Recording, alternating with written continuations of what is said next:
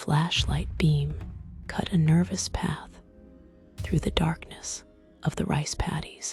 My older brother, Boren, held it steady, his other hand gripping a small wicker basket.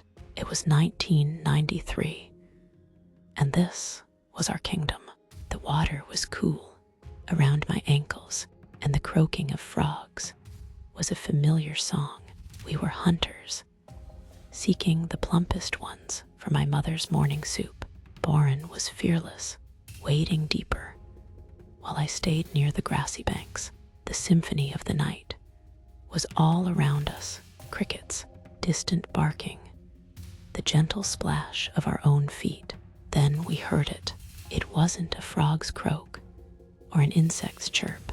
It was a wet, rhythmic crunching, like someone chewing on gravel and mud. Boren froze, lowering the flashlight beam. He motioned for me to be quiet, his eyes wide in the gloom. The sound was coming from a dense patch of tall grass just ahead. We crept forward, the water muffling our steps. My heart hammered against my ribs, a frantic drum against the night's steady rhythm. Boren slowly raised the light. The beam landed on a figure hunched over in the shallow water. It was a woman. She was wearing a simple white dress, now stained with mud and something darker. Her long, black hair was matted and hung over her face, concealing it from view. Her back was to us, her shoulders moving with a jerky, unnatural rhythm. Crunch, snap, gulp. Boren and I exchanged a terrified look. Who would be out here in the middle of the night? He took another step, the water sloshing softly. The crunching stopped. The woman's head slowly, unnaturally, turned towards the sound. It wasn't a smooth motion.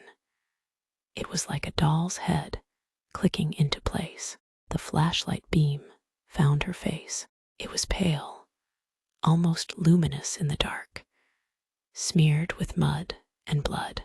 Her eyes were wide and vacant, reflecting the light like a cat's. But it was her mouth that made a scream die in my throat.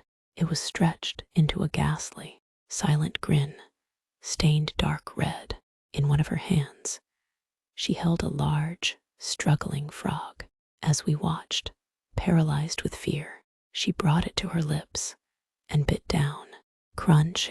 The sound echoed in the sudden silence of the paddy field. She didn't chew like a person. She ground it down, bones and all, her jaw working with a sickening force. She never broke eye contact with us.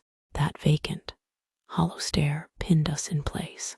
Boren grabbed my arm, his grip like iron, and pulled me backward. We stumbled, fell into the water, and scrambled back up, our minds screaming one word: run. We didn't look back. We ran through the water and mud, the sound of that horrible crunching chasing us all the way home. We never told our parents. We couldn't explain what we saw. We never went frog hunting at night again. Sometimes, even now, when it's quiet and dark, I can still hear it, that wet, rhythmic crunching from the paddies.